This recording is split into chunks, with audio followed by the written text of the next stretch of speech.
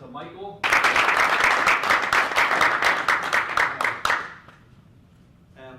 Welcome. Thank you for being here. It's good to see you. People I know. There are some people whose faces I kind of recognize, I've seen before. Good to see you, Valerio. Oh, turn on your mic. Made it. Michael. Turn it on? Turn it on. Oh, yeah. Yep, thank you. Oh. So, and especially thank you for being here, because this was kind of like a little bit hastily arranged, the last minute kind of thing. I'm going to ask us to think together through the things that I'm going to be talking about. And and I also want us all to like take this kind of personally. Like this is not just an about sort of conversation. So I'm going to be talking for a while, and but I invite you to engage with what I'm talking about, like looking for yourself. So it's not just, you know, like just pure theory, except that any theory is really as much about us as it is about anything. So the name of this talk is The Inner Game of Agility. And so what's personal for me about this is that I find that as much as I teach and talk about and coach this thing that I'm calling inner agility or sense and respond leadership, the truth is that much of the time I personally suck at it. I'm actually not very, so inner agility is like, it's a pretty tall order. And I'm inviting us all to take on that tall order, because otherwise we're just sort of pussyfooting around. We're not really, nothing's going to become of what we're doing, this great work that we're doing around agility. And so, does that sound too serious? It sounds kind of serious or somber, a little bit somber. It doesn't have to be somber, right? So, what I really want us to do is to be thinking about the nature of the learning organization. So I'm going to talk for maybe about 45 minutes, and then we're going to have a conversation. So, and as I'm speaking, if you have a question, feel free to bring the question in. So I'm completely interactive media. And if it feels like the question might be better suited for a little bit later, I'll say, can we hold that question for later? So, but whatever question you have, feel free to bring it. So this is about, ultimately it's about what's the nature of a learning organization. And as far as I'm concerned, the best I can tell, so I've been in this Agile game for a very, very long time, maybe about 20 years. And I started bringing agility into the corporate world in 2004. And for me, it was always about how do we create conditions that make a learning organization possible. That, you know, because I came from my background was Peter Senge, organization development, systems thinking, professional coaching, facilitation. That was my background. That's what I came into this with. And so I naturally had a holistic way of thinking about it.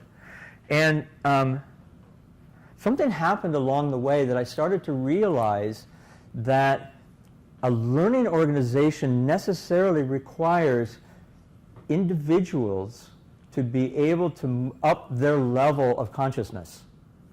So this is not like we talk about learning an organization as an abstraction, but it's how do we create conditions that make possible deep learning in individuals such that that kind of learning brings their level of consciousness up so that they become better able to deal with the complexity of the world, and particularly the complexity of their organization. So this is about helping us raise the complexity of mind within ourselves. So I'm reminding us to take this seriously. So as I'm speaking, I'm literally each moment aware of what's the nature of the complexity that I'm able to deal with in this moment. So So it's about learning organizations. And so here are the topics that I want to cover tonight. Some are similar to ones that I've covered in the past. So especially in the beginning. So don't worry, this is not the same talk that I've done before. This is a different one. So the first thing is VUCA. How many people have heard of VUCA? Yeah. So volatility, uncertainty, complexity, and ambiguity. So we're going to unpack that a bit. And what it calls for is that we make a shift in mindset from predict and plan to sense and respond. And so I'm going to say a bit what I mean by that. Then I want to unpack what I'm calling a sense and respond operating system. So there's a way of thinking about this sense and respond mindset from the inside out as a kind of an operating system. Inner agility versus outer agility. So what is the nature of inner agility, and what's the anatomy of sense making? So one of the things that I would say is that sense making is kind of like the deep kernel capacity of inner agility, of individuals to bring this greater complexity. And then finally, the nature of deliberate sense making. How can we be deliberate about our sense making? Okay, so getting back to originary principles. VUCA. It's volatility, it's uncertainty, complexity, ambiguity. And the way we normally approach it is from a predict and plan perspective. So from a predict and plan, we assume that we can predict the future, and on the basis of that prediction, make a plan. And then when the plan doesn't work out so well, we think, well, we must have left something out. We must have forgotten about something, or the plan may not have been good enough. We need to upgrade that plan a bit next time we do it. And so what happens over the process is that the structures and systems that we put in place get more and more complicated. We just keep adding more structures, more processes, and the whole thing becomes incredibly complicated. And so when I go into companies, I'm amazed at how complicated everything is. Who else has seen that? Yeah. And what is it that you see when you see this? What's the kind of what's the quality? I'm going to hear from a couple of people. I want to kind of bring you in more. Things get a bit chaotic. Just a lot of processes, like you said. Yeah, so there's a lot of processes, and then things start to feel kind of chaotic, like they paradoxically, by adding more processes, by trying to make it more predictable, we make it more unpredictable. Is that kind of what you're? Yeah. And you had something? Yeah, I was going to say there tends to be a heavy bureaucracy because if there's one or two exceptions that happen, a whole new process goes. Yeah, that's right. That's right. Right. That's right. So it's not really value add. Yeah. It's add on. Right. So we just keep adding on, and pretty soon we have something that's so complicated that it becomes even more unpredictable. So now the essential model of predict and plan is this idea that organizations are essentially just complicated machines. And we all basically assume that. I mean, this is not just like something that they do. I'd like to incriminate ourselves, that we kind of assume that things are kind of like a machine. We assume that our families are kind of like machines. We assume that maybe our partnerships are kind of like machines. Now, we don't call it that, but that's the basic assumption. The basic assumption is that essentially these are complicated problems, and that if we just apply enough knowledge, enough wisdom, enough whatever, we can solve them. Does that seem like a reasonable, like where we tend to come from? Would you agree? Sort of. Not reasonable, but it's where we come. Huh? It's not reasonable, but it's where we come. Yeah. Oh, that's cool. So it's not reasonable, but it's where we come from. Well, it is kind of reasonable. It's where we come from.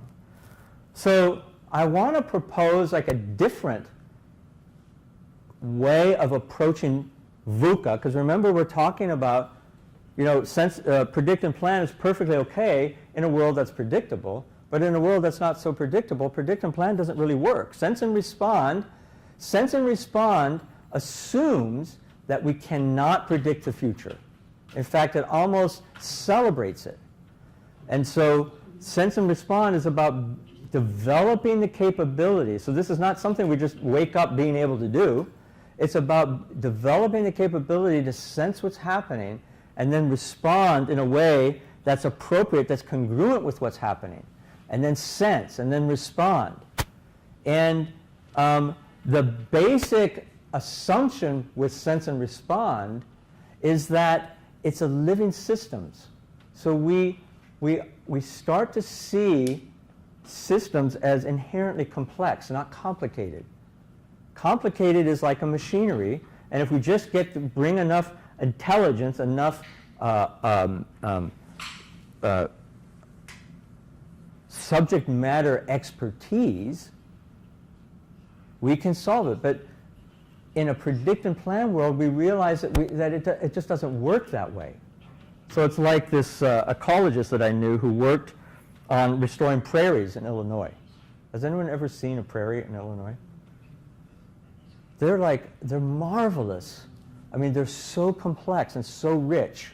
Any square foot of a prairie has like 100 different plants and maybe 100 different sort of insects and animals living in there. They're amazingly complex. And so they asked him, so how do we restore prairie? And he came back and he said, well, what you need to do is you need to burn down the trees, you need to kill the deer, you need to introduce coyotes, you need to introduce rattlesnakes, you need to burn this. So he gave them suggestions that were completely preposterous. These were, like people who were trying to restore the prairie. But it's because it's a complex system. The kinds of solutions are not they're not readily understandable. And that is as true for ourselves as it is for the systems that we're working in. So, how is this going? So far, so good? Welcome. I just came in from Philadelphia. My apologies. Yeah, okay. Okay, good. Well, thank you for being here. I'm glad you made it. Okay, so sense and respond operating system. So I kind of like the operating system metaphor. And the reason I like it is because, on our phones we have all these apps. And what I'm aware of is that if I don't upgrade the operating system on my phone, a lot of those apps aren't going to work very well. Other people have kind of similar thing. So, and it's kind of like that in organizations. So we ask managers and leaders, for instance, to adopt a more agile approach to management and leadership. So in a sense, we're asking them to be able to run a different app, but unless they are able to upgrade the inner operating system on which those apps run, those apps aren't going to run so well. And so what we want to talk about now is what is the nature of that inner operating system? Because it is, operating system is kind of like a metaphor, right? Obviously. And so what's the nature of that operating system? Well, so first, it starts with us sensing something. And by the way, this operating system operates at the level of an organization, at the level of a team, at the level of just like a pair, like a partnership. And it operates at the level of us as individuals, how our own inner sense-making works, how we work. So we sense something around us, and on the basis of what we sense, we make sense. Or let me just put it this way. Sense gets made because it's oftentimes not us who is doing the sense-making. The sense-making is happening behind the scenes. And then on the basis of that sense-making, or that making sense, we respond, and then we come back around. So, and it's this kind of, loop like this. It's this kind of process.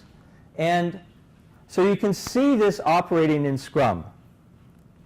So in Scrum, we examine, the potentially shippable product increment in Scrum, we sense, in a sense, what we're sensing that, and on the basis of that, we come back around to the next sprint, and that influences how we plan and design the next sprint, how we carry out the next sprint, which is the response. And then we come back. So sense and respond. We can see this also in lean startup. So in the measure part of the lean of this whole loop, of this whole build, measure, learn loop, we're sensing, and then we respond in order to build, and so on.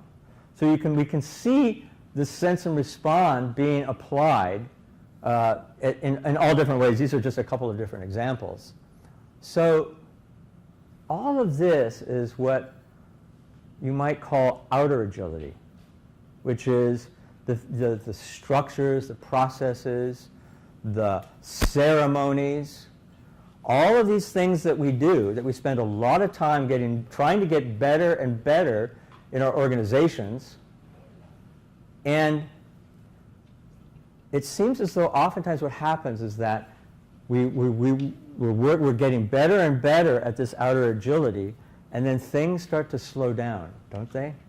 It gets harder and harder, and it's kind of like, I don't know, it's like stirring like flour and water. You ever put flour and water? At first it's really easy, and then it gets harder and harder, and pretty soon you can't even move that spoon. And it's kind of like that with Agile in most places. It just gets harder and harder and harder. And I would like to suggest that the reason it gets harder is that we're missing an entire dimension here.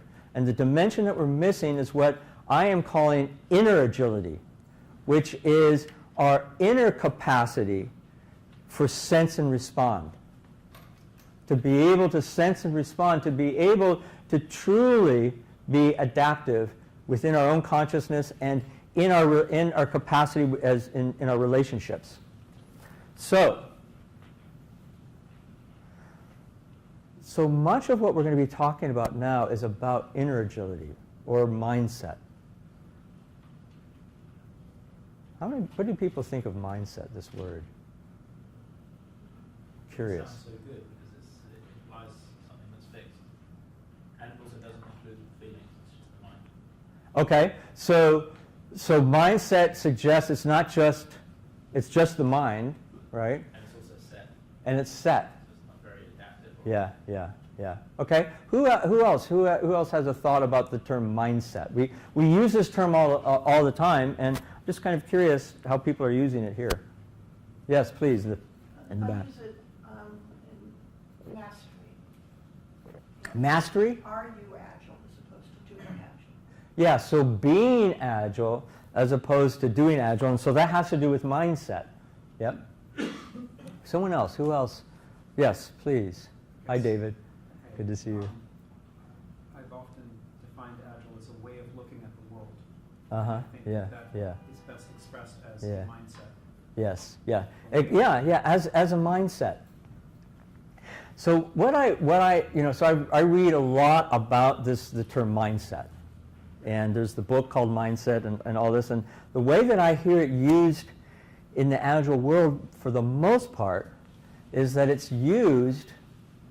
The word mindset is used as a kind of anthropology. So did I tell you at the beginning that I'm going to ask you to kind of think with me? So imagine what we might mean by mindset as anthropology. And what I mean by anthropology is that it's something which is studied from the outside. That anthropologists go and they study cultures, and they want to be able to see it as though from the outside. And there's a whole, debate within the world of anthropology about whether or not you should study other cultures from the inside or from the outside. But most anthropologists, and the way that I'm talking about it here, is that we study mindset as something that's happening out there. It's in those people. And it's something that we can somehow direct and tune in its kind of an external way. I'd like to propose I'm about ready to throw a word here. You guys ready? Some of you who know me. Mindset as phenomenology. See, what I love about words, what I love about words is that they help us see things that are obvious in a non-obvious way.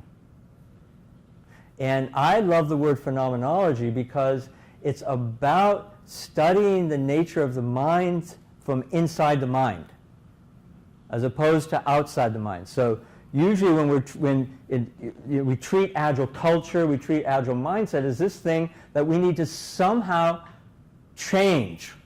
We need to change those people. We need to change that culture. And I'm suggesting that we need to adjust the way that we're thinking about things like mindset and culture from that which we need to change from the outside to that which we need to shift or transform from the inside, namely from within us. So what might this look like? So we can go back to this sense and response sort of operating model, right? And at the basis, in the background of it all, is this thing called sense-making. And sense-making has a number of characteristics. So first of all, by the way, I'm using a somewhat more accessible term for this. There are very specific psychological words that refer to this, but I'm not going to get into that tonight. But the basic idea here is that at every moment we're engaged in trying to make sense of our world, and it's not we who are doing the making sense. The making sense is determined by an inner, like a kernel, sense-making that happens outside of our awareness. It happens within milliseconds. Like right now, you're trying to make sense of what I'm saying. And you may be having certain thoughts about what I'm saying. Oh, this is silly, or this is interesting, or this is fascinating, or this is boring, or whatever it is. And all of those thoughts are not thoughts that you are creating. You think you are. And in fact, here it gets even worse. Many of those thoughts you're not even aware of. They're simply there, happening maybe 100 per second. Like in Tibetan Buddhism, so I've spent years studying Tibetan Buddhism as a practicing Buddhist, and what they tell us is that there are like 100 thoughts per second, and most of which we're unaware, and they determine how we perceive what's going on around us. What we see, what we don't see. What we sense, what we don't sense. What kind of action makes sense to us, what kind of action doesn't make sense to us. And it's going on constantly. And so this is this layer called sense-making, and it determines it's constituted by our beliefs, our assumptions, our values. I'm saying it are as though they are ours, but they're actually, we are theirs. They don't belong to us, we belong to them. Does that make sense? Am I stretching the envelope a little too hard right now? I'm seeing some looks of consternation. So let me just check in. So what are you making of this so far? Sounds very similar to UDA. To UDA? Yeah. In what sense does it seem similar to UDA? I mean, have you seen Boyd's charts? Yeah. Oh yeah, but it's been a long time. Okay. But I mean, like the sense making and like, so orientation specifically, but a big part of that's like cultural stuff. And then the main thing is it's more adversarial. Like you have an enemy that you're trying to get inside the mindset. Yeah. No, I'm familiar with UDA. I'm not drawing the connection between that and this thing that happens in the human mind that is outside of our awareness for the most part, right? And determines how we make sense of our world. So who else has a thought about this? I want to just find out where people are at. Yeah. So speak a little louder, please, Manisha. I've heard about this many times, but maybe because it comes from a culture who talk a lot about mindfulness, and I've heard that not in the Agile world, but more towards the mindfulness. Yes, When yes. we say that. So, and when we always bring up, it always bring up that complexity Yes, with the mind. yes, yes. So normally when I'm talking Yeah. to middle management, I will avoid using mindset as a word. Right. Because then the complexity that fear comes in, oh, she's talking about making some changes, and that's going to be like a big changes. Right, right. Because there's something going on in their inner sense making that determines how they're making sense of what you're saying. Yep, yep. Cool, thank you. Yeah, Simon. What might you say about the somatic experience that's going on with us as well? So our bodies are giving Yeah, us signals yeah. that are connecting to our thoughts. Yeah. Yeah, so let me just put all these up here just so that we have a frame to look at it. So somatically what happens, at least from the relatively little brain science I know, is that we have this part of the brain called the amygdala, and something happens and the amygdala floods the body with all kinds of chemicals, and we have a certain somatic experience. And part of sense making, so when I talk about mind, I'm not talking about just the cognitive mind. I'm talking about all aspects of the mind. The aspect of the mind that actually exists in our cells. The aspect of the mind that actually floods the body with chemicals, and we have thoughts and feelings. We have all kinds of feelings, constantly, second by second, we have feelings, which are really, it's a somatic experience. A feeling is putting together a sensation we have in the body with a thought. And that's a feeling, like the feeling of excitement. How many people are excited right now? Anyone? So some people are excited. Well, I've actually heard that from the perspective of the somatic experience, there is no difference between excitement and fear. They are identical. Yeah. The only thing that's different is what's the thought. So the mind is a tricky, tricky thing, and we think we understand ourselves. I don't think we do.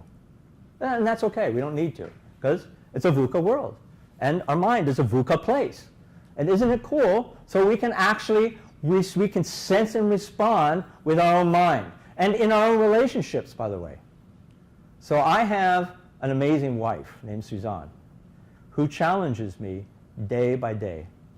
When I think I'm doing really, really well, she reminds me of the ways that I'm not doing so well. And that's really the beauty of having a wife like that. Because I get to see how I'm operating that I'm not seeing. And it's all in this domain. All in this domain of sense making. Again, I want to reiterate that I'm using sense making. It's a more accessible stand-in term for terms that they use in psychology. Okay, so what are we going to do with this? So we can think of this as a way of being. So if you collect all of the kind of language of inner beliefs and assumptions and values and mental models and preferred sense-making modalities and all that kind of stuff, if we take all of that together as a kind of gestalt in ourselves or in other people, that gives a certain quality of being. There's a certain patterning here, isn't there? In each one of us.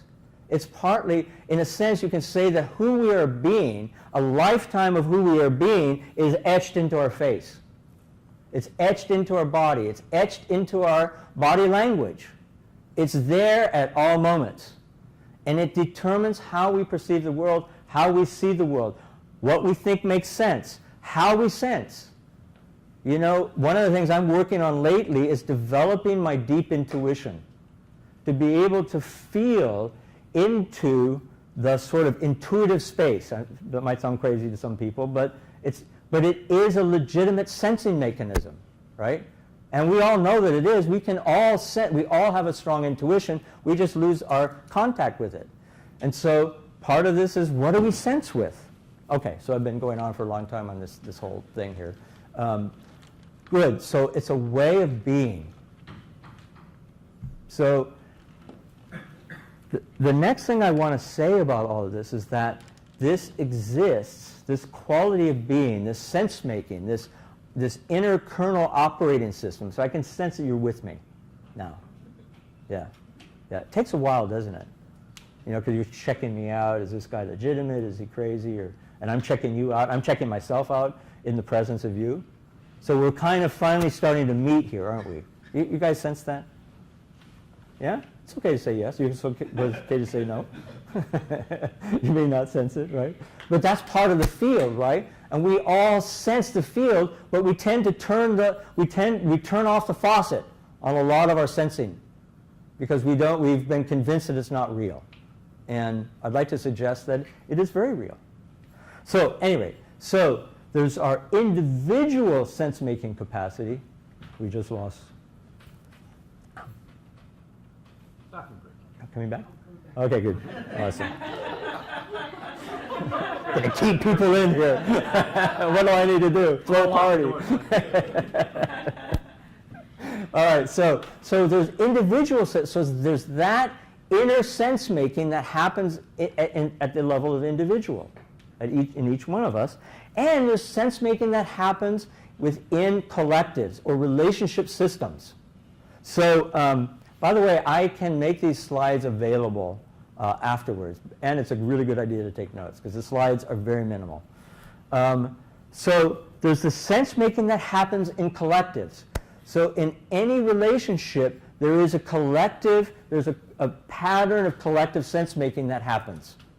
And every team, every Agile team has a pattern of collective sense making, and every organization has, or every larger social system has a pattern of inner sense making. We call that culture.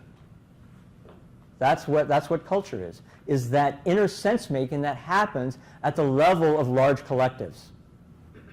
But it's culture experienced from the inside, as opposed to culture culture experienced phenomenologically, as opposed to culture, that we can look at anthropologically.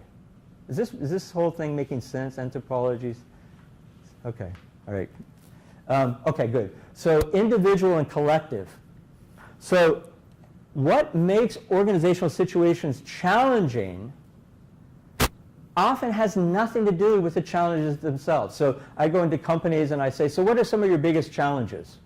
And they tell me their biggest challenges, and that tells me a lot about the nature of the way they make sense. Their sense making, their collective sense making, and their individual sense making. So I can either set about to help them try to solve the challenges as they see it, or we could set about helping them to shift the nature of their sense making such that they see the situation in a different light, so that the situations themselves, to some degree, stop being challenging.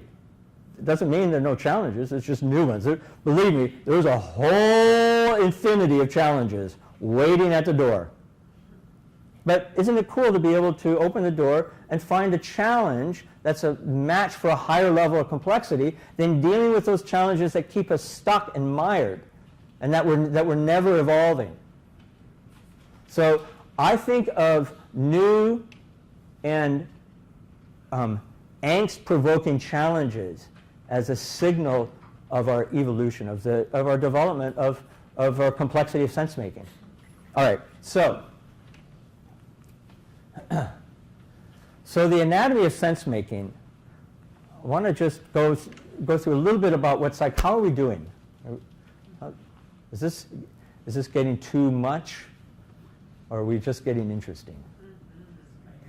Yeah. Okay, I can see that. Okay, I'm a little insecure because I always feel like I used to be an avant-garde composer years ago. I mean, seriously, really out there music. If you heard the stuff I used to compose, you wouldn't consider it music. And I became very insecure about it. Like I've always felt like my ideas are too complicated, or they're really too complex. And so that's why I'm kind of checking in, right? It's part of my insecurity. So we have these two different dimensions. This is from the field of developmental psychology. So I'm going to throw in a little bit of developmental psychology. Developmental psychology, they've been studying this stuff for 100 years. In fact, arguably, you could say that they've been studying it for thousands of years. If you think about the ancient wisdom traditions, the yoga traditions, the Buddhist traditions, They've been looking at the nature of mind for a really long time, but certainly in the Western world for at least 100 years. So, I mean, it's incredibly stupid in the Agile world that we would ignore this. Because this is, I mean, to some degree, I regard this stuff as this is what's going to save our ass in the Agile world. That's my perspective, right? A perspective. Okay, good. So we have this horizontal dimension, which is competence, skill, and action. These are the things that we're able to do. So if I were a skier, which I'm not, this would refer to my ability for skiing. If I were, like a karate person, it would refer to my skillfulness in karate, right? So this dimension refers to what we think, what we sense, and what we can do. The other dimension, which is inner sense-making, which is what we've been talking about, is how we think, how we sense, and how we do it. And it's the how, it's the inner sense-making that determines our competency, skill, and action. So how many people have ever had the experience of seeing somebody go to a really awesome leadership or communication workshop, and they come back and like they're completely unable to exercise those skills and competencies that they learn? Have you ever seen that? I mean, all the time. Is that ever been you? Huh? What's that? Is that ever been you? Yeah, that's right. Well, I'm trying to be a little polite here tonight. But yeah, because it is us. It's like, it's that phenomenon where you see this person banging their head against the same wall time and time and time again. You think, what in the heck is going on? Why don't they get it? And the reason is, they don't get it. It's the how we think, it's the how we sense, it's the how we do it that determines whether or not we can get it. It's that simple. We can't continue to bang those skills into them. They're not like in what's this, something you'd press, like a stamp something into. Someone help me out here. Huh? You mean like a square peg in a round hole? No, it's like you melt the wax and then you put a stamp on it. You know what I'm talking about? Yes. A wax seal, yeah. So like once that wax dries up, that seal ain't going to go in. So the how. Another way of saying this is that the inner game determines the outer game. This is how Bob Anderson talks about it in his book Mastering Leadership, which if you haven't read that book and you're interested in leadership, you should definitely look at that book. Okay, so this is horizontal and vertical. So I'm going to use these terms for a little bit and what happens next. So, all right, now we're going to get into a little bit further into this. So, this is an example of a shift in vertical development, a shift in inner sense making. So consider this guy named Jean Piaget. How many people have heard of Jean Piaget? Okay, yeah, a lot of you. So he used to do these very, very ingenious experiments with children to discover the nature of their inner sense making. He had a different terminology. I'm using inner sense making just because it's a little bit more accessible terminology. But in this one experiment, what he did is that he had 2 beakers of liquid, exact identical beakers with exact identical liquid, and he put them in front of the child. And then he would pour one of those beakers, into a fatter, shorter beaker or cup, and then he'd pour the other identical beaker into a thinner but taller beaker, and then he'd show those 2 resulting beakers to the child and say, so which has the more liquid? What would the younger child say? Yeah, the one with the taller, thinner one.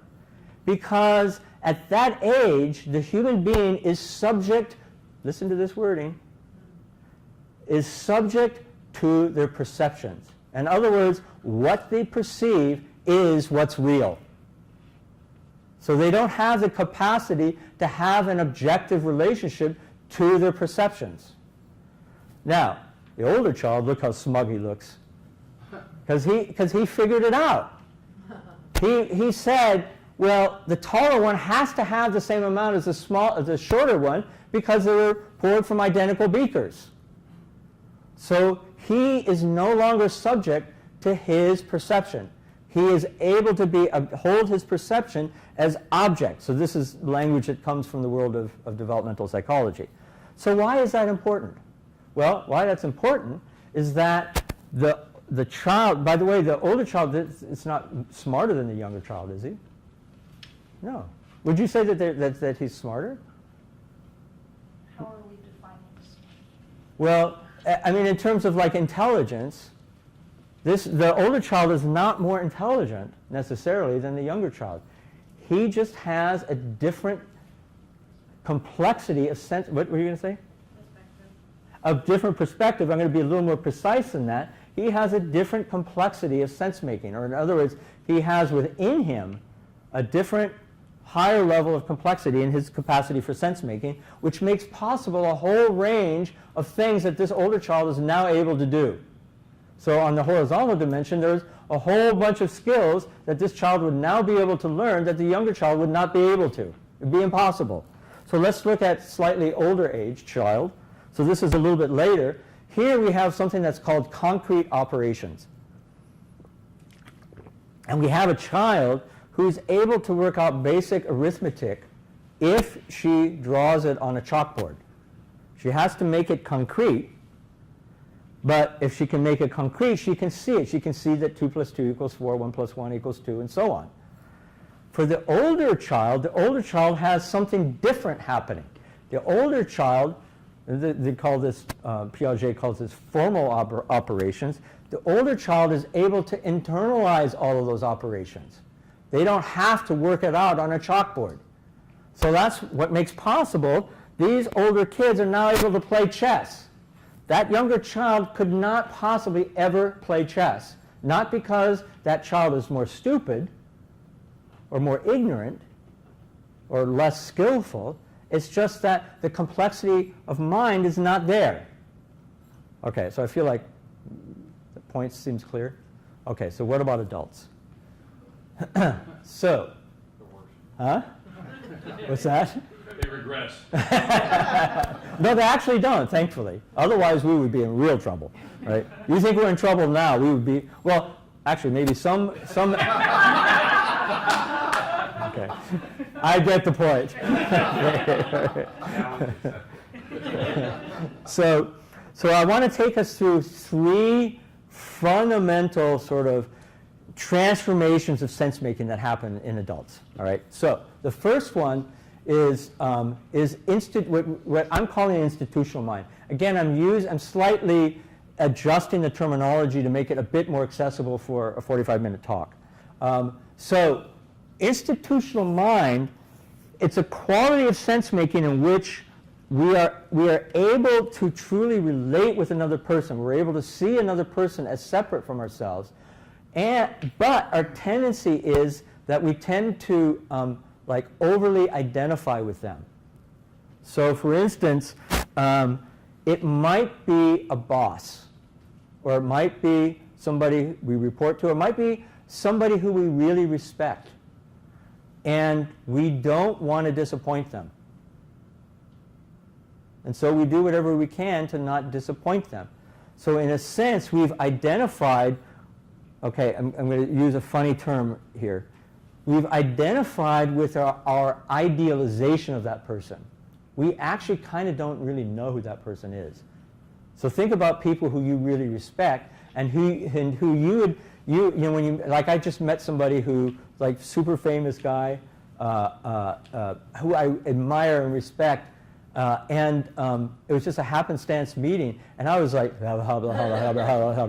you know, it's like I couldn't find myself because I dropped into this sort of institutionalized mind. I could not bring myself forth in that moment, right? And so coming from this complexity of inner sense making, it's really hard to think outside the box. So you can try, so you're thinking of those people who, you wonder, God, why can't they just be more innovative, more creative? Chances are they live in this institutionalized mind. And there's a lot of great stuff about it, and there's a lot that's limiting about it. So the next sort of stage or level of complexity of mind is what I'm calling intentional mind. By the way, this is all based on mostly the work of Robert Kegan.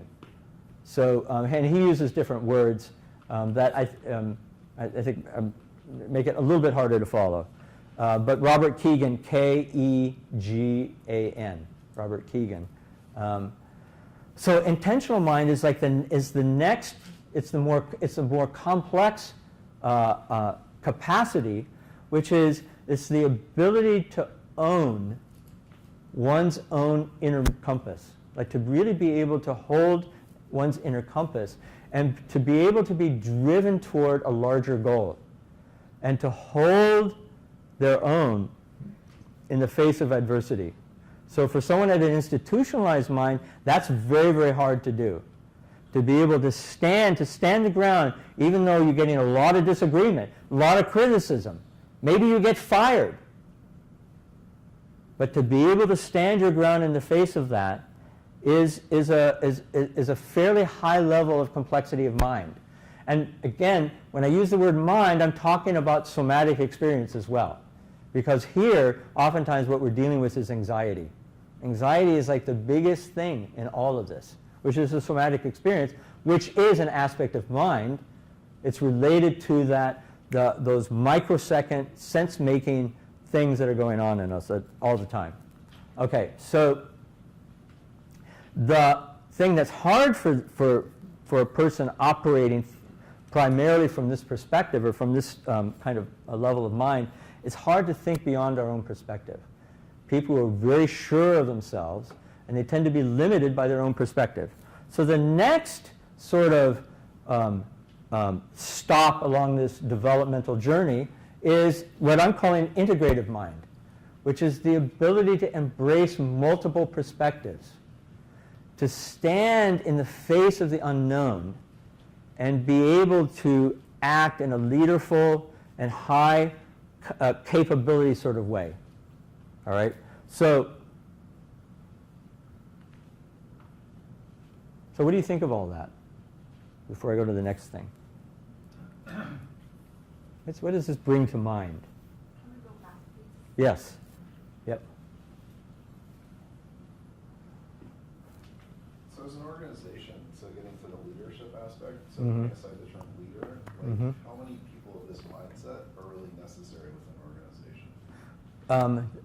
Well, in which mindset? You mean the integrative mind mindset? Sure, yeah. I would say that we need people across all of these levels. And we need more people who are able to operate at integrative mind. We need more of them than we currently have, honestly. And it's not just top level leaders. And when I say more of them, I find myself already speaking in terms of anthropology. So the way that I look at this is that what do I need to grow in myself to be able to better inhabit an integrative mind? So I prefer to think of it that way as opposed to what do we need to do with those people out there? Good. What else does this bring to mind, all of this so far? I think I have just one or two more things I need to weave in here. Does the desire to predict and plan force us into an institutional mindset? Does the desire to... Or not, I love your precision of language, Craig. predict and plan, right? Yeah. Does that sort of lead us down the road of we're going to eventually end up into an institutional mindset if we follow the predict and plan? Well, Or I sense and response? I would say how would I say this? The nature of predict and plan finds a comfortable home within the institutional mind. I think that's what I was going. Yeah. It finds a comfortable home there. I almost think of it as a defense mechanism of the mind as it pertains to dealing with all of the complexity. The predict and plan is... It's like it's almost Yes, this, yes, yes. if I do this Yes, predict and yes, plan, then that yeah. can help make sense Yes, of all of that. yes. Because I can't make sense of all of it in an integrated way. Yeah, I think that's a really beautiful way to say that. And here's the thing, we all kind of move across these, right? So I'm very oftentimes operating at institutional mind. You know, when I'm feeling anxious or overwhelmed, there are places we go to. There's a kind of, it's not really quite, I wouldn't call it regression necessarily, but it's just, you can think of this almost like an inner vocabulary. Like, what do we have? What ways of making sense do we have access to? And what I would suggest is that we want to increase the times when we're able to get access to our integrative mind. We all have pieces of that in us, and we just want to increase how much of that we're able to activate within ourselves. Yeah. Did that sort of address what, okay. Yes, please, and then. Yeah, just one other point, right? And I think it's that first bullet point that's important as well. It's the embracing multiple perspectives. So again, an integrative mind incorporates the intentional mind and institutional mind as well. Absolutely. So what Ken Roberts just said, I'm speaking because I don't think that we have a microphone that can hear everybody. So what Ken Roberts said is that the first bullet point, embrace multiple perspectives, suggests that the integrative mind is able to hold both intentional mind and institutional mind, and that's absolutely the idea. That it's able to hold the healthy aspects of those. And in fact, as we grow further along, we're able to incorporate earlier sort of sense-making structures more in a more vital, congruent, relevant sort of way. Yep. Thank you for that, Clive, and then we'll come to you, David. So I guess what I'm trying to do is kind of integrate some of the threads that you. Yeah.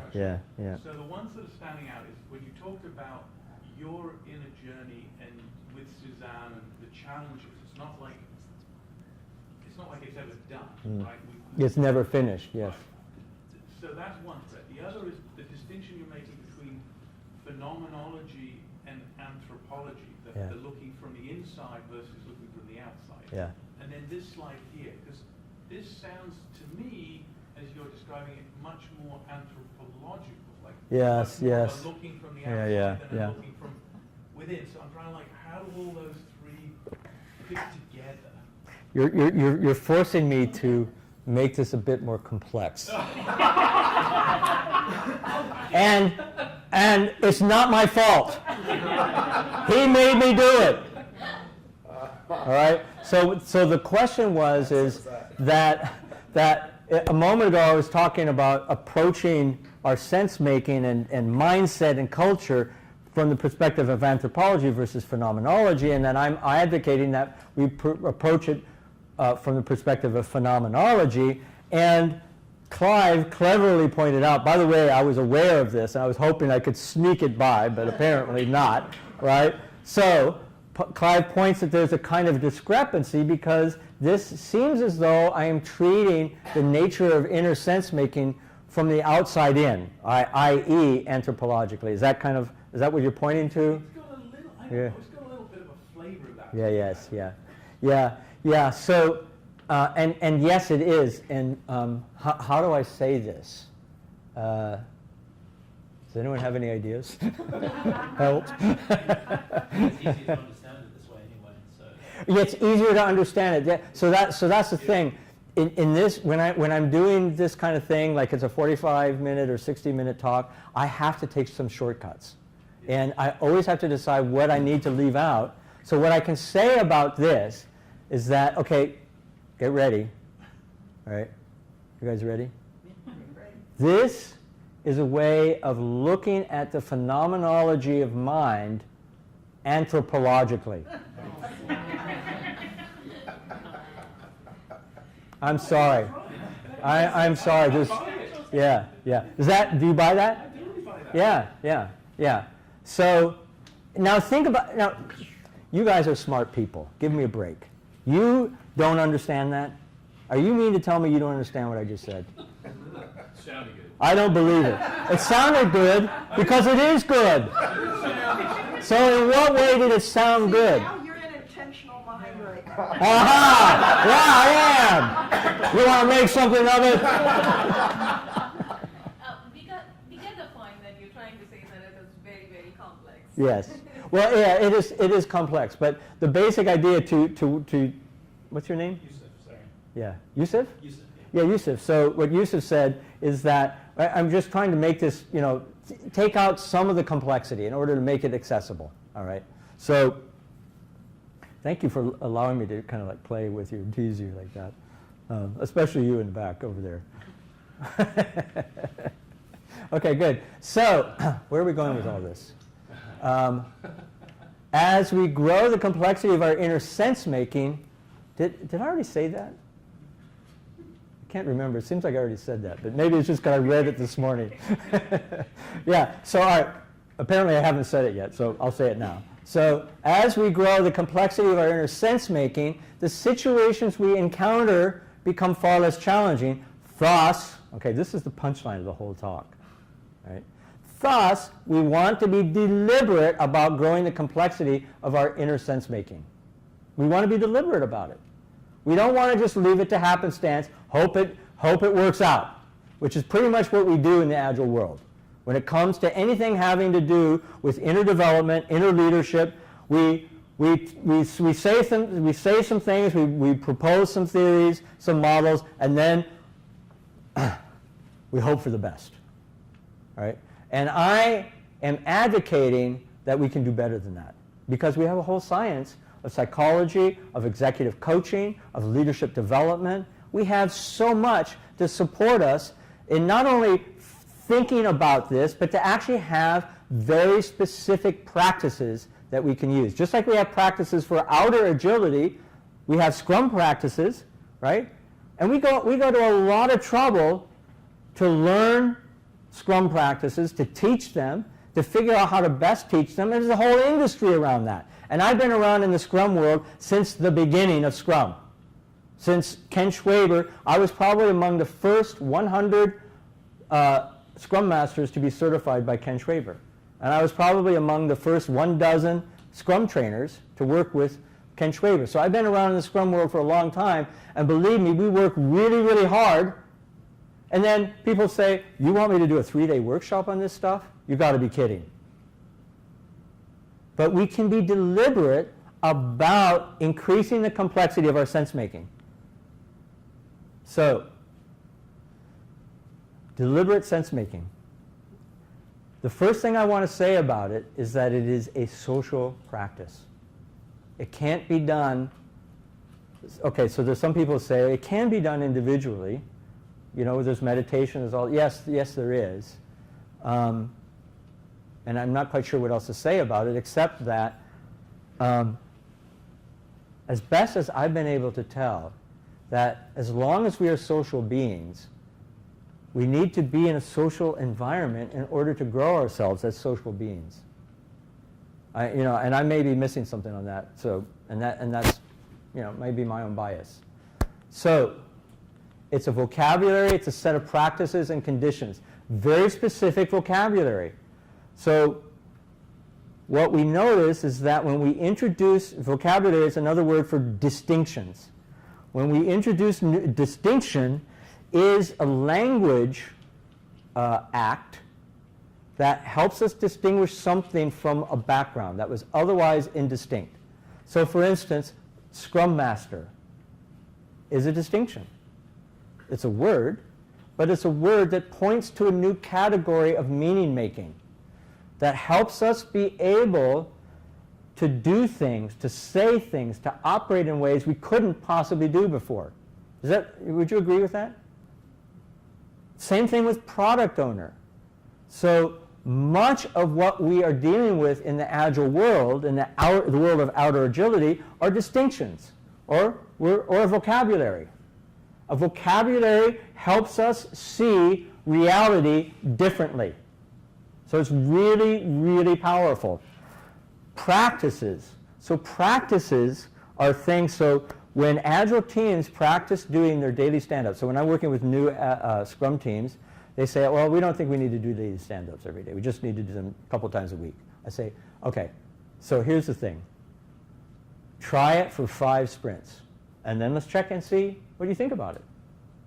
And what happens over the course of 5 sprints is that the practices teach them a deeper principle. them practicing those practices teach them a deeper principle. In this case, it's the principle of the power of holding each other accountable, the power of being really clear about where we are in our goals so we can adjust appropriately, the power of being able to micro-tune ourselves on a day-by-day, even hour-by-hour way. So that so the practices make possible a new kind of mindset. And then finally, conditions, the conditions that we create. What's possible to do and what's not possible to do. Okay, so. And Michael, Yeah. If by going through those practices within ourselves, we get the aha. Yes. Get it. Yes. Me training or teaching it, it sounds good, but then I don't really get it. Yeah, so what I would say about, so I agree completely. So do you think the microphone was able to hear you? Maybe, probably. Yeah, okay. So what I would say about that, absolutely, that we teach practices, not because the point is the practices, we teach practices so that people can practice those practices over the course of time. And it usually takes many months for a regular practice of practices to stimulate a shift in mindset.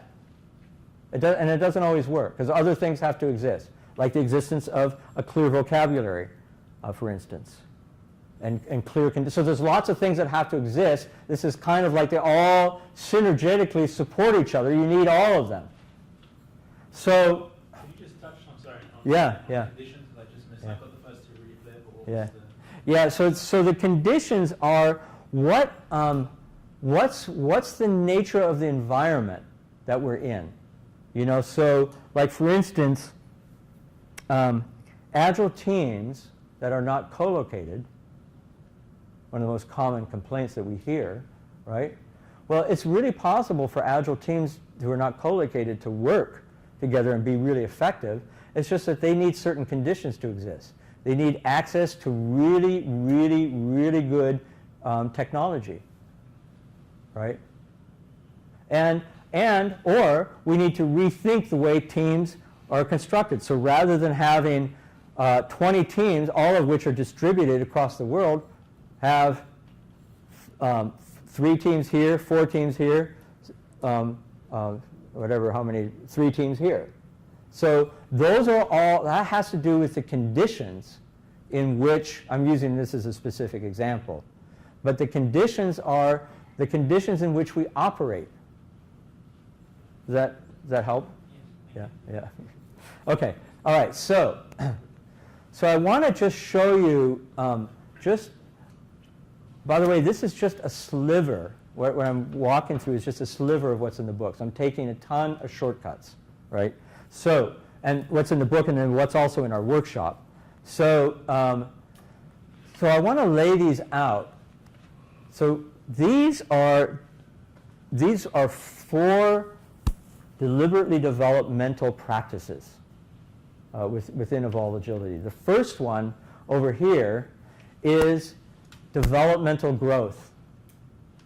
And it's not like development, so it's developmental growth the way that we've been talking about it here, to help people increase their complexity of mind. And there are certain vocabularies and there are certain practices which help people grow themselves developmentally. So there are certain tools that we can use, there are certain practices that we can introduce, there are certain vocabularies, all of which support developmental growth. And I don't really, if someone asks more about it after this, we can talk about it, but that's all I'm going to say about it right now. These come from the world of, again, from executive coaching, from developmental psychology, from, even to a certain extent, group dynamics. So the thing down here, deliberately developmental conversation, is a kind of conversation, it's a kind of coaching conversation that helps another in their developmental growth.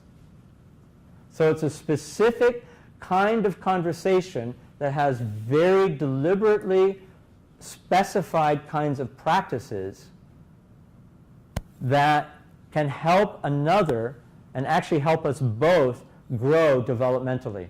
So the practice of deliberately developmental conversation helps us grow, helps others grow developmentally. Then over here, and I'm just doing a really cursory glance at this because otherwise it's going to be exhausting.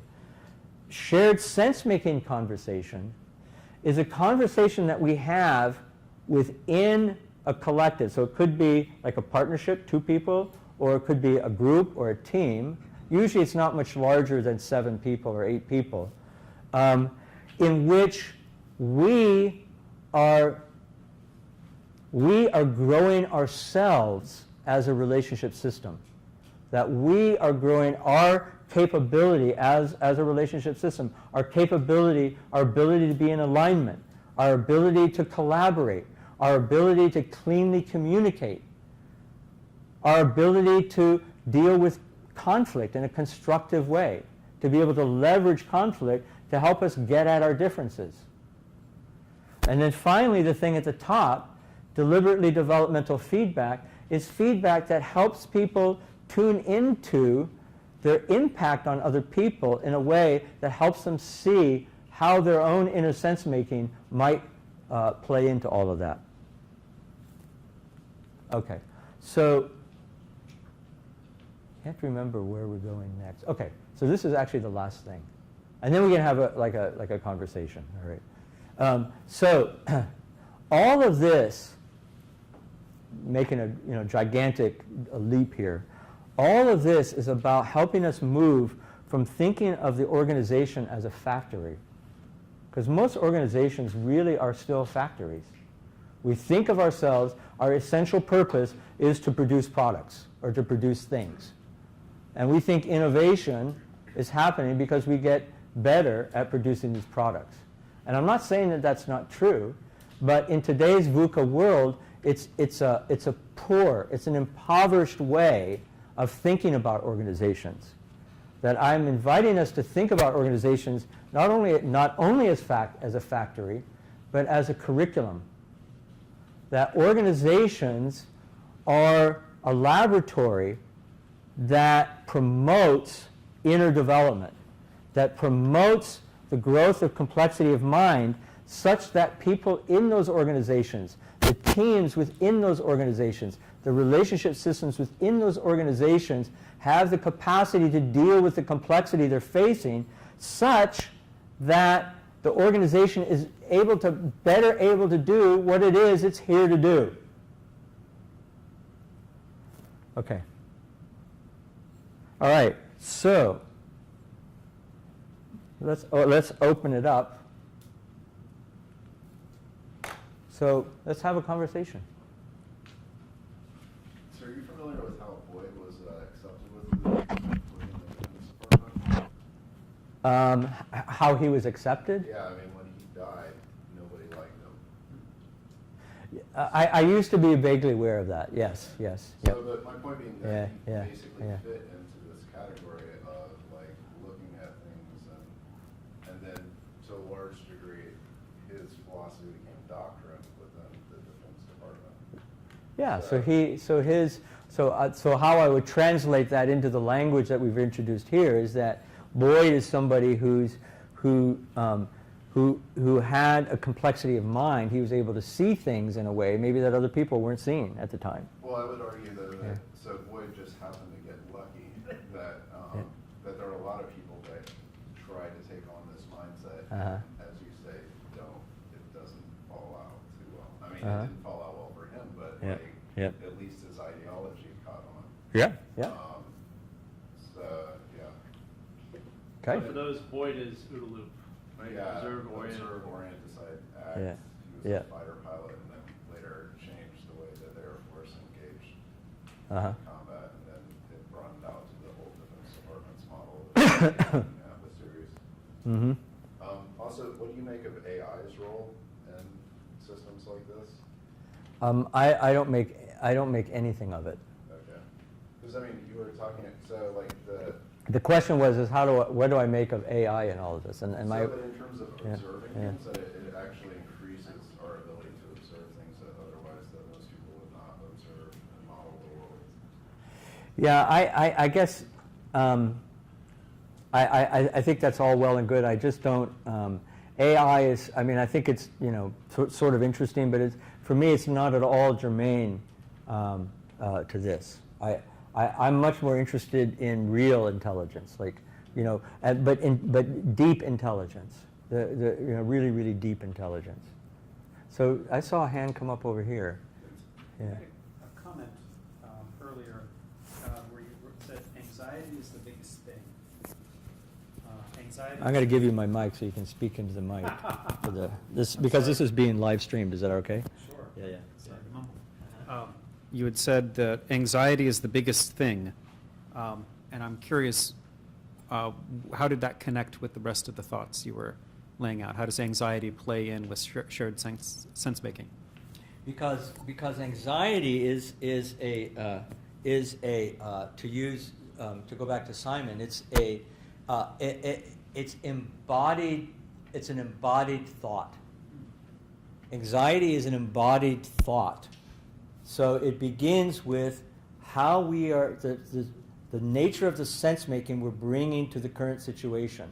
And again, much of this, what I'm referring to is that inner sense making is something of which we are unconscious of. Now, the whole point of deliberate sense making is to help ourselves become more conscious of that inner sense making so that we can then become more choiceful about it, so that we can actually become more choiceful. Now, one of the biggest issues, at least I know for myself and for other people that I work with, is anxiety. What anxiety is doing is telling us that the current situation is inherently dangerous and that we better run or we better fight. And oftentimes, the current situation is not at all dangerous. We're not being chased by a leopard, right? We're being chased by our inability to make sufficiently complex meaning of the situation at hand.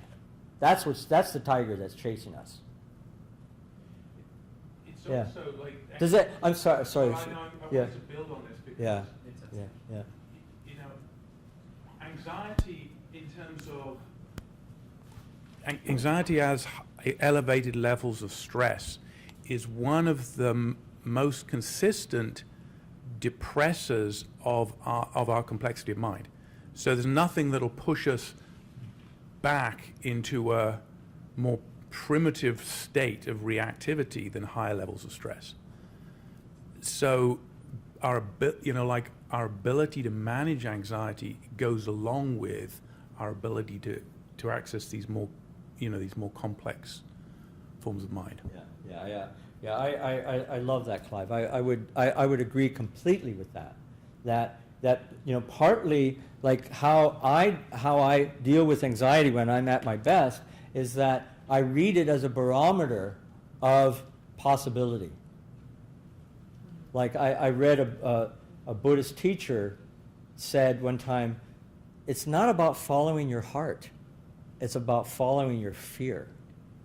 It's going where your fear is, and that's where the possibility is. And so development, so being deliberate about our development, about our growing the complexity of our inner sense making, it's not for sissies. It really isn't. It's not an easy road. It's not like becoming a happier person. It's becoming more congruent with like a vision for the world. It's becoming more functional. I had a spiritual teacher once who defined enlightenment as no longer causing problems for other people. I mean, think about that. That's a really high bar. And what it would be like, what would be the nature of my complexity, the complexity of inner sense making that determines how I am in the world, what would it be like if I were such that I could actually hold equanimity in the face of whatever complexity is coming at me, including the complexity of my anxiety in the face of something that's going on in a relationship that's completely baffling to me. Because that often happens, doesn't it? Don't we often get baffled? We get baffled.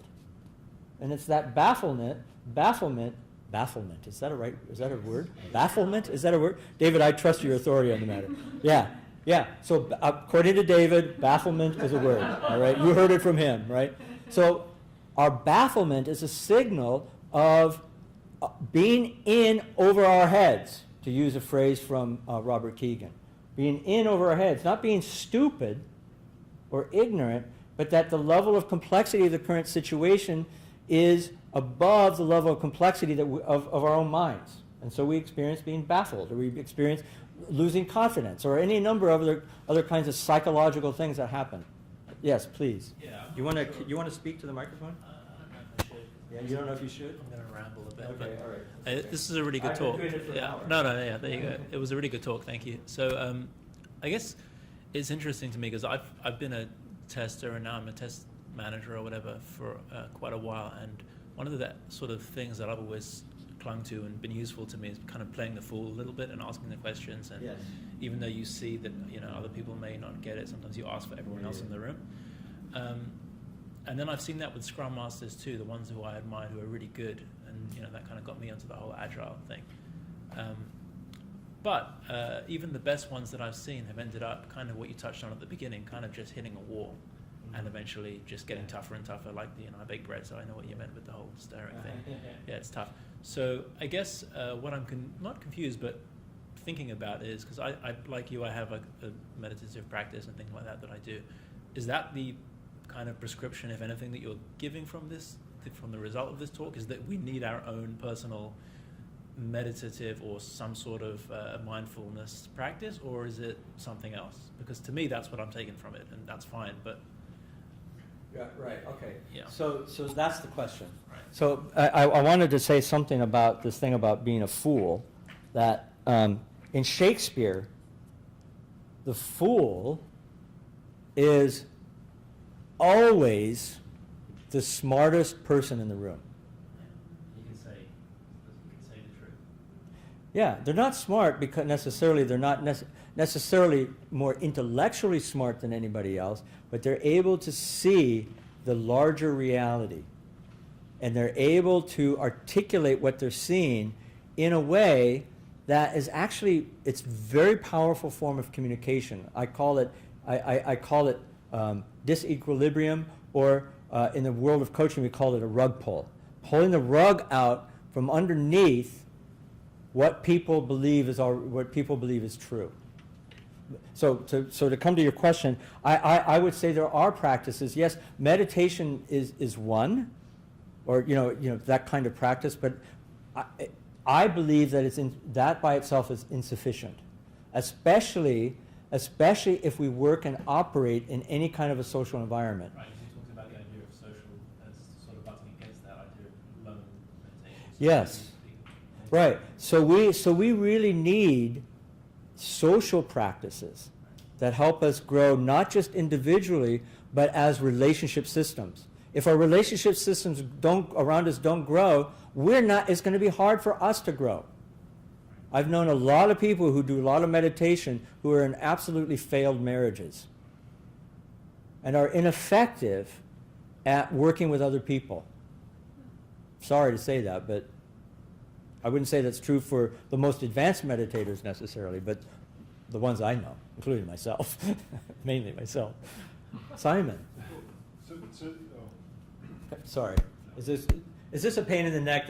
But because I want everybody who's not in the room to be able to hear this. So it was the idea of this being a social practice. Yes. And whether we're in any of these states of mind, it's all about relationships. Yes. And it's even more so about the relationship if we're trying to get to the integrated mind. Yes, absolutely. Yeah. I wholeheartedly agree. Right. Yeah. And Clive Prout is one of the people who has helped me really be clear about that. He's sitting right here. Are you embarrassed, Clive? Not Yeah. yet. Oh, but you want to say something. You want to say something. But now. you haven't finished with me yet. Okay. No, I think this this social practice piece that you touched on there, right? That the most effective practices that we know of for helping develop this complexity of mind are social practices, and specifically that is the realm of coaching. That's the realm of developmental coaching. So if you're really serious about this, that's the kind of the most direct, intensive way to do it, is in a coaching relationship. It's expensive, right? It's a very expensive proposition. So there are approximations to that that are less expensive, which is like peer coaching, but it's all around coaching technology. So that's what we're talking about.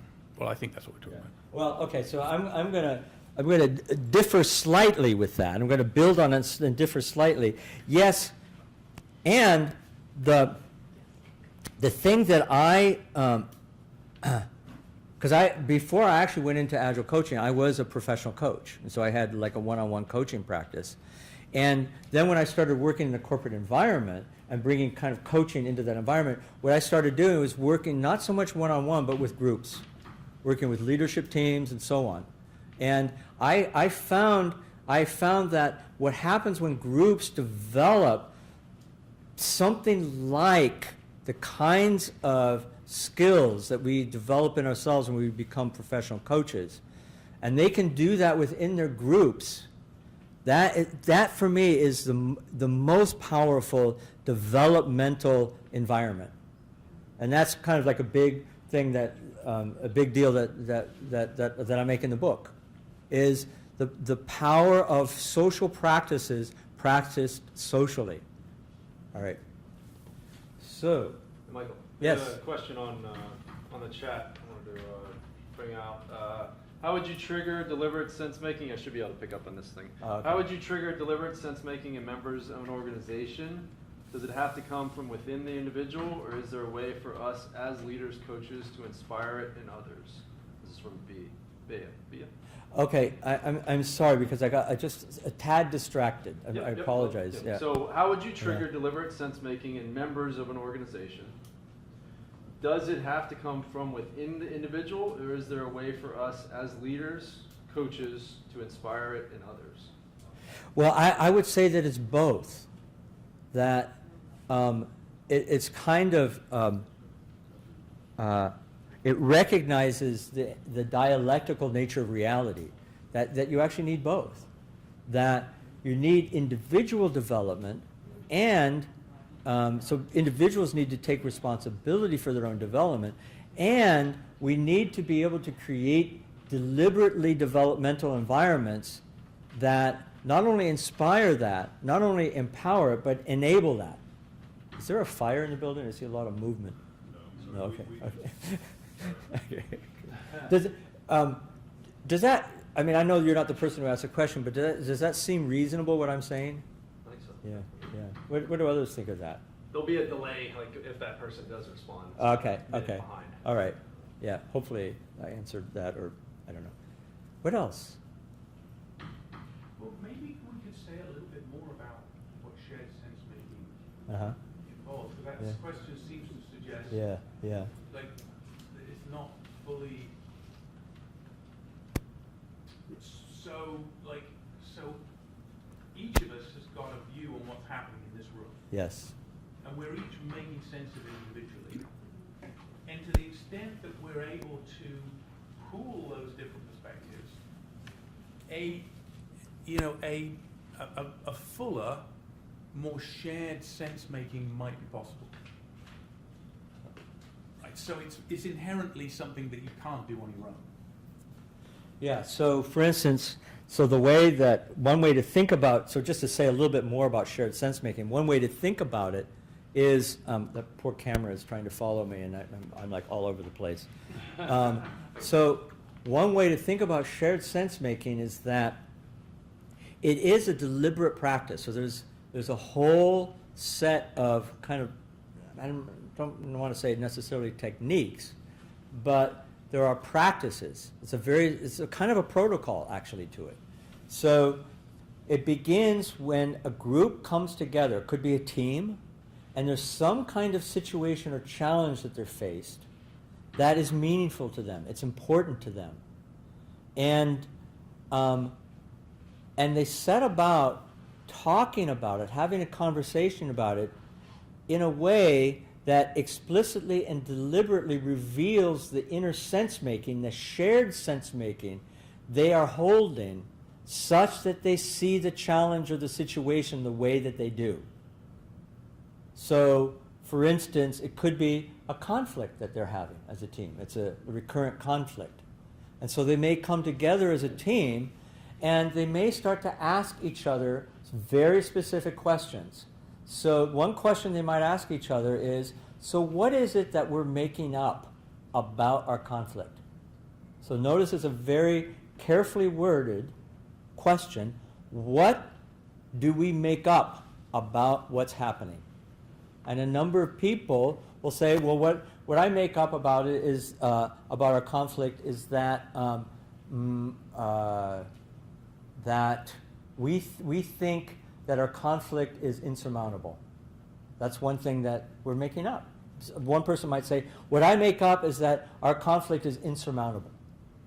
And and what that does, and then somebody else might say, so what's the nature of the assumption that you're holding such that you make that up?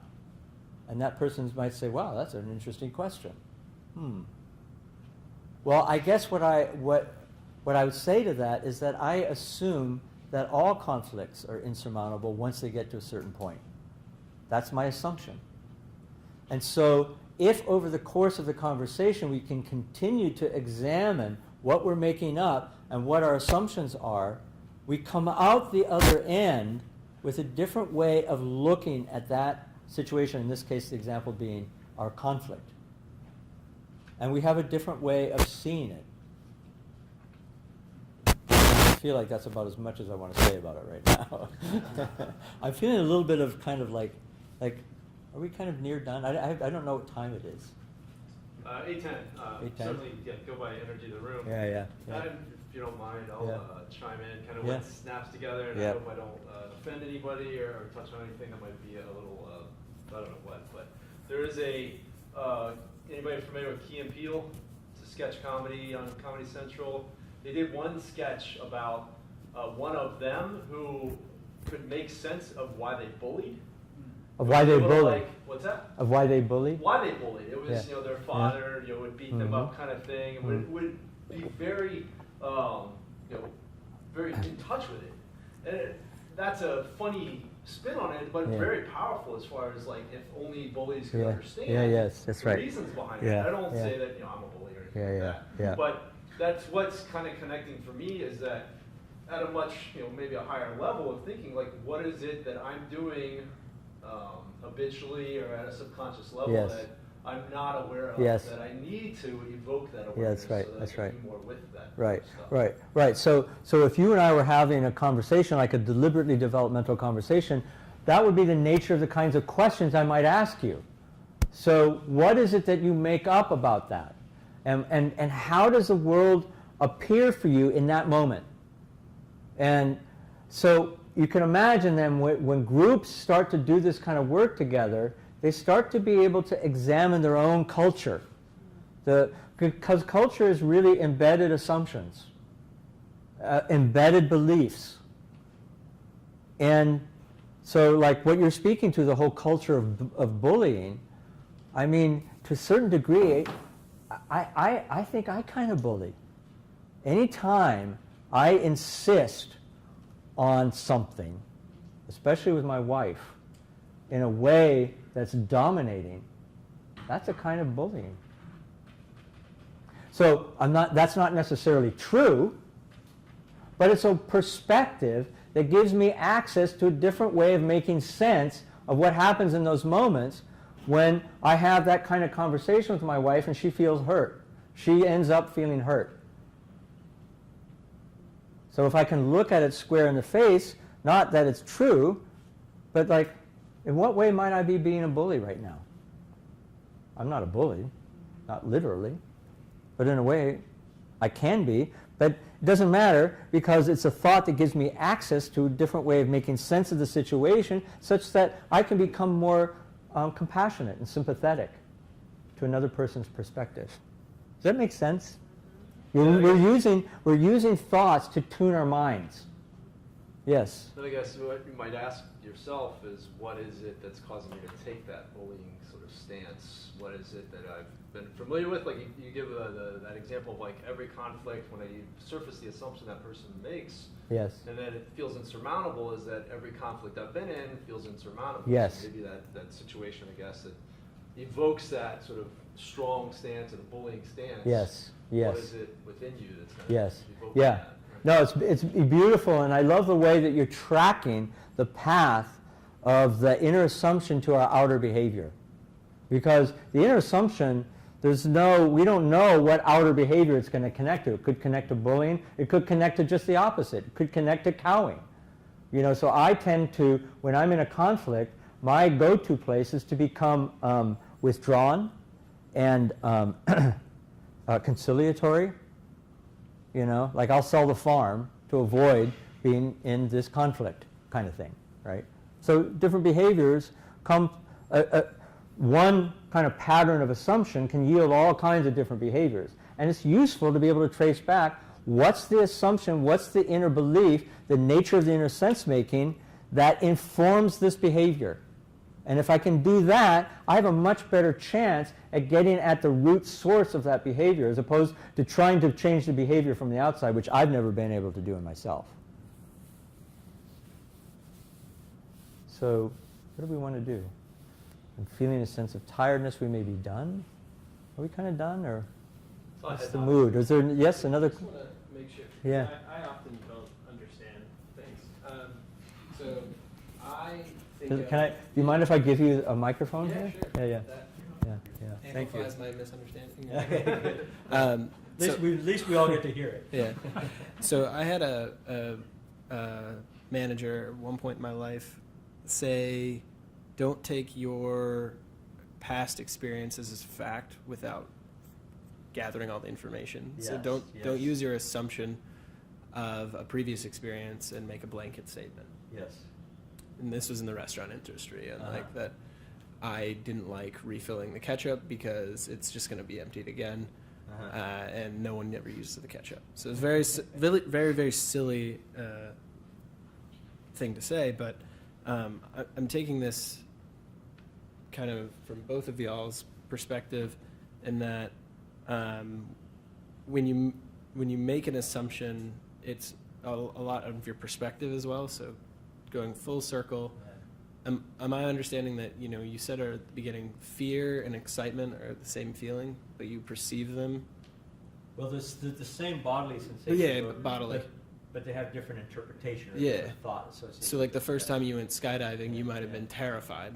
Yes. The Yes. second, third, fourth, that terrified might turn into excitement. Yeah.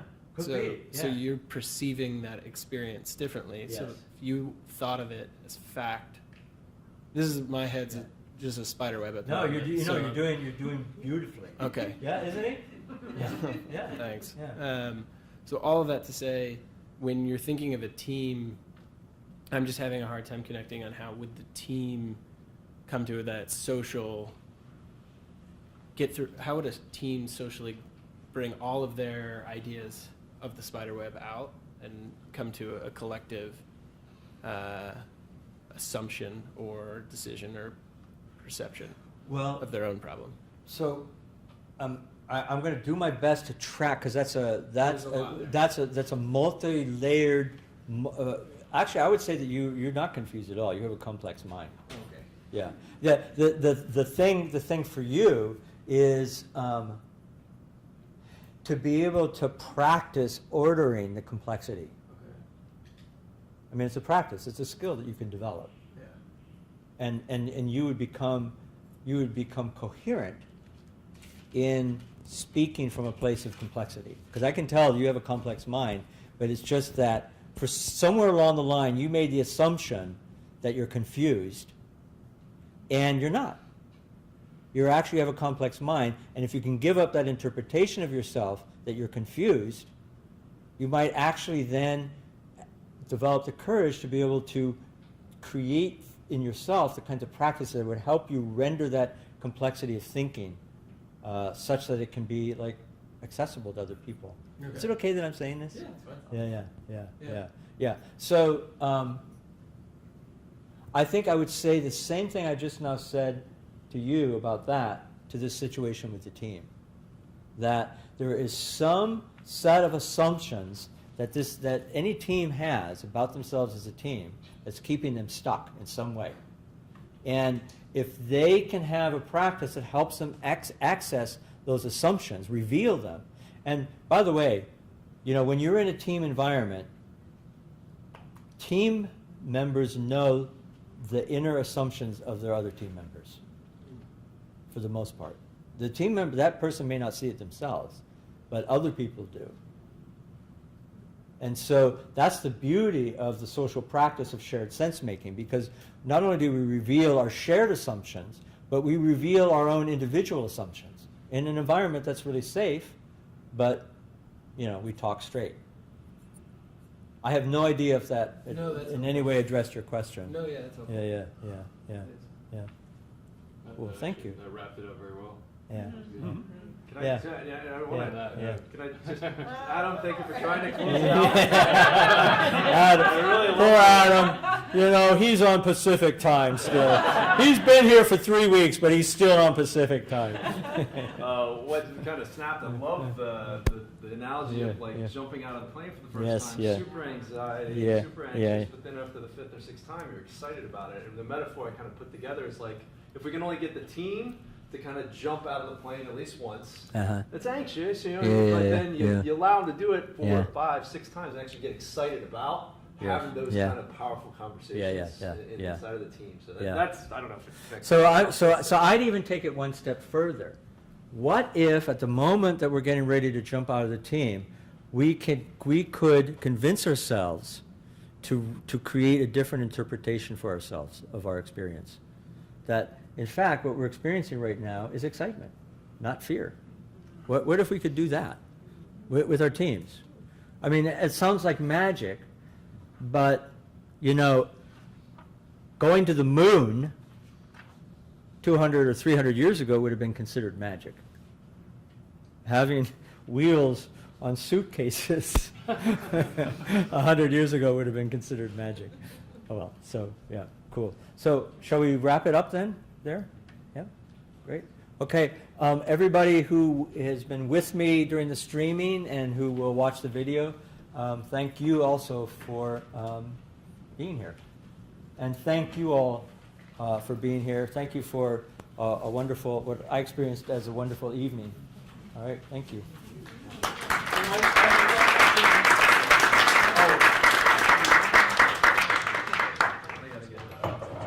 A little appreciation for your time. Oh, was that the Yeah, no, we're going to give out 3 of his books, but token of our appreciation, you're either drinking tea or drinking coffee. So Okay, good. I took one. Thank you, sir. Thank you. All right, let's get some books to give away. I always need some examples to make sense. Oh, am I doing something? Yep, yeah, okay. Pull a ticket from the hat. All right. Oh, okay. All right. Oh, should I read the name that's on the back? Yes, it is on there. Yeah, there is a name. Leslie Morris. Leslie, where's she left? Jot that down. What's that? You're gonna Because also it just went in my head right now. Or will you just take my notes off?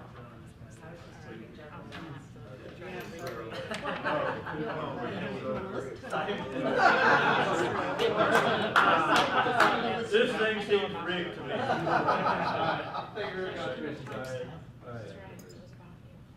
Craig Eddy. Craig, all right.